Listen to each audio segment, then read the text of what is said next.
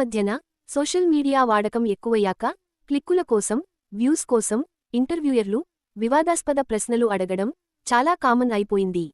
ఇలాంటి అనుభవమే రీసెంటుగా లైలా మూవీ ప్రమోషన్స్లో మాస్కా దాస్ విశ్వక్ సేన్కి కూడా ఎదురయింది.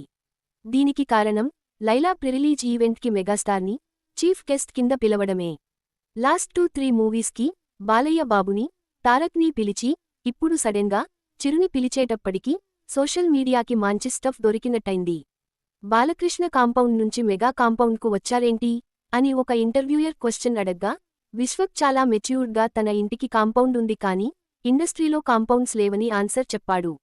దీనికి చిరు కూడా నిన్న జరిగిన లైలా ప్రీ రిలీజ్ ఈవెంట్లో గట్టిగా రిటార్డ్ ఇవ్వడానికి ప్రయత్నం చేశారు.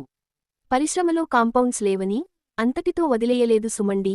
మనుషులన్న తర్వాత వేరే వాళ్ల మీద అభిమానం ఉండకూడదా? నా మీద ఆప్యాయత ఉండకూడదా? నా ఇంట్లోనే చరణ్కు సూర్య అంటే చాలా ఇష్టం. అంతమాత్రంచేత వాడితో కలిసి నేను భోజనం చేయకూడదా అంటూ సెటైర్స్ వేసేశాడు.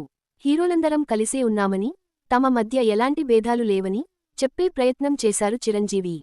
అభిమానమనేది వ్యక్తిగతమని, పరిశ్రమలో అందరూ ఒకటేనని అన్నారు. మనం సెపరేట్గా, దూరంగా ఉండడం వల్ల మనకు ఓ ప్రత్యేకత వస్తుంది, గుర్తింపు వస్తుందని, తద్వారా ఇమేజ్ పెరుగుతుందనే భావం కరెక్ట్ కాదు. హీరోకి ఇమేజ్ పెరగాలంటే, ఫ్యాన్ బేస్ పెరగాలంటే సినిమా ఇస్తుంది తప్ప మనల్ని మనం దూరం చేసుకుంటే రాదు. తమ కాంపౌండ్లో హీరోలంతా కలిసిమెలిసి ఉంటున్నామన్నారు చిరంజీవి. పుష్ప 2 పెద్ద హిట్టైనందుకు తను గర్విస్తున్నానన్నారు. అదే టైంలో కొన్ని సినిమాలు ఆడకపోవచ్చని, హిట్టైనప్పుడు మాత్రం ఇండస్ట్రీ అంతా గర్వించాలన్నారు. పరిశ్రమలో ఎలాంటి కాంపౌండ్స్ లేవని చెప్పడం కోసమే విశ్వక్ సేన్ నటించిన సినిమా ఫంక్షన్కు వచ్చానని, పరిశ్రమ అంతా ఒకటే కాంపౌండ్ అంటూ చెప్పుకొచ్చారు చిరంజీవి.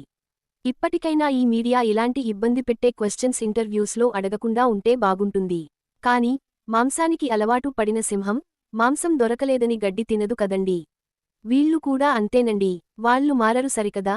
ఈ స్పీచ్కి కూడా పెడార్థాలు తీసినా మనం ఆశ్చర్యపోవాల్సిన పనిలేదు.